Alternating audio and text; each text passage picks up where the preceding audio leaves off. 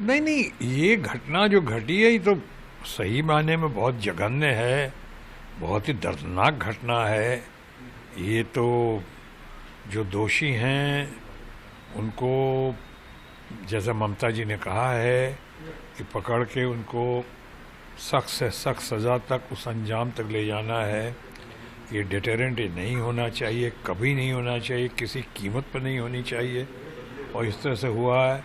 ये सारे आप मेडिकल प्रोफेशंस को, सारे लोगों को आप एक डर का माहौल उनके सामने पेश कर देते हैं अगर ऐसा होता है तो, जो हुआ है पूरे देश में। लेकिन एक साथ साथ ये भी कहना चाहूँगा, एक तरफ इंक्वायरी चल रही है और हमें लगता है कि ये मैटर इसके लॉजिकल कंक्लूजन तक आ जाएगा अभी शनिवार रविवार तक।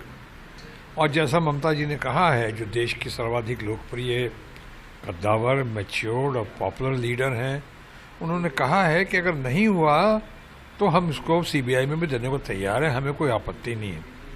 लेकिन इसके साथ जुड़ा हुआ एक और कहना चाहता हूँ, भले ही बहुत जघन्य है, बहुत ही दर्दनाक घटना घटी है और हमें उनके परिवार के साथ, उन लोगों के, उनके डॉक्टर्स के साथ, उनके हॉस्पिटल के साथ, जो लोग उनके समर्थक और उनके साथ देते रहे, हम उनके साथ बहुत संवेदना और अपनी सहानुभूति और प्रार्थना अर्पित करते हैं।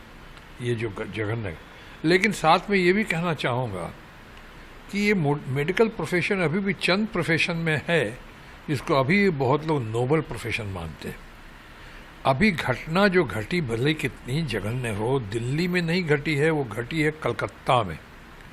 और सारे डॉक्टर्स का इस तरह से सड़क पे आ जाना, बहुत सारे डॉक्टर्स का, उस पे लगता है कि कल कहीं किसी पेशेंट को या किसी ज़रूरतमंद को अगर कल कोई मुसीबत हुई दिल्ली में, चाहे कुछ और भी ख़तरा पैदा हुआ बीमारी की वजह से, रोग की वजह से और डॉक्टर्स के नहीं मिलने की वजह से, तो क्या हमारे लोग उस अपने आप को माफ़ कर पाएंगे? उनका क्या कसूर है? वो पेशेंट, वो ज़रूरतमंद लोग जिनको ज़रूरत पड़ेगी है अन्य पूरे देश में, जबकि इंक्वायरी काम नहीं हो रहा होता, इंक्वायरी नहीं चल रही होती, कुछ लोग पकड़े नहीं जा रहे होते या किसी तरह की शिथिलता या सुस्ती नज़र आती सरकार में या समाज में, तब तो फिर भी मैं मान सकता था।